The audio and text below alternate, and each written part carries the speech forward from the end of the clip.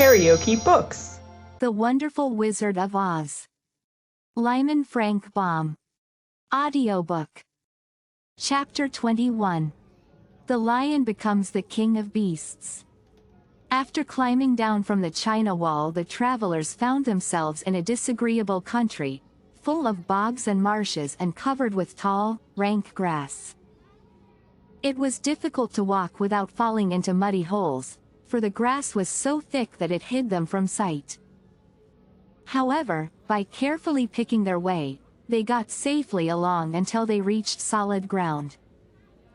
But here the country seemed wilder than ever, and after a long and tiresome walk through the underbrush they entered another forest, where the trees were bigger and older than any they had ever seen.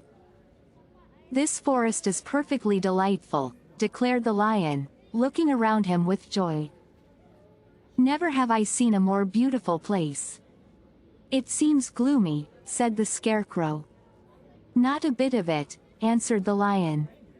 "I should like to live here all my life. See how soft the dried leaves are under your feet and how rich and green the moss is that clings to these old trees.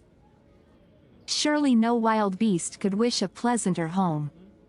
"Perhaps there are wild beasts in the forest now," said Dorothy. "I suppose there are," returned the lion, "but I do not see any of them about." They walked through the forest until it became too dark to go any farther.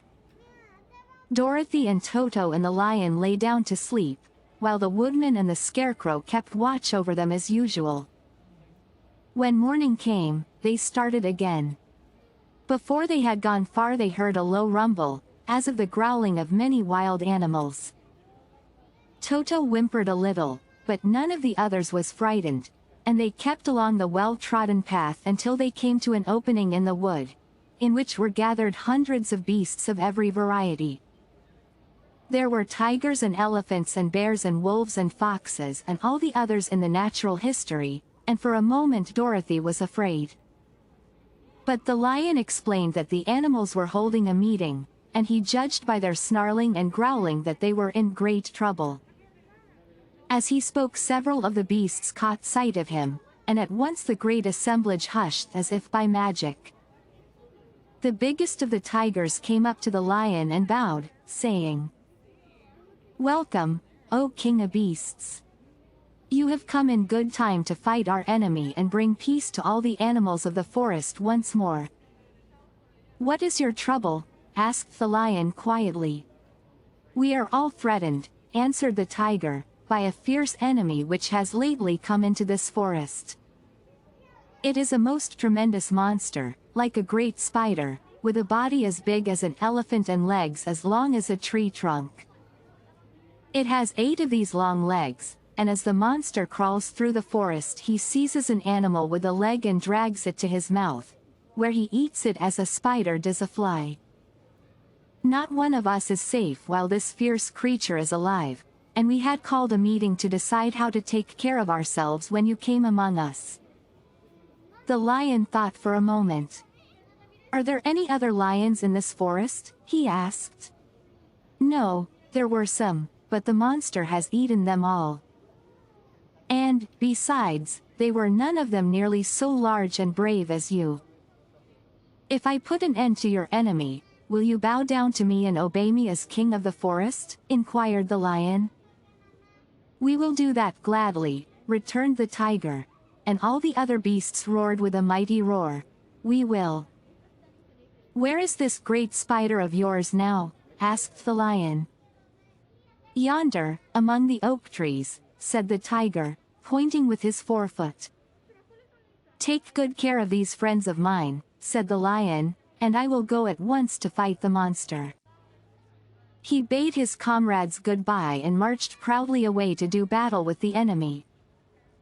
The great spider was lying asleep when the lion found him, and it looked so ugly that its foe turned up his nose in disgust. Its legs were quite as long as the tiger had said, and its body covered with coarse black hair. It had a great mouth, with a row of sharp teeth a foot long, but its head was joined to the pudgy body by a neck as slender as a wasp's waist.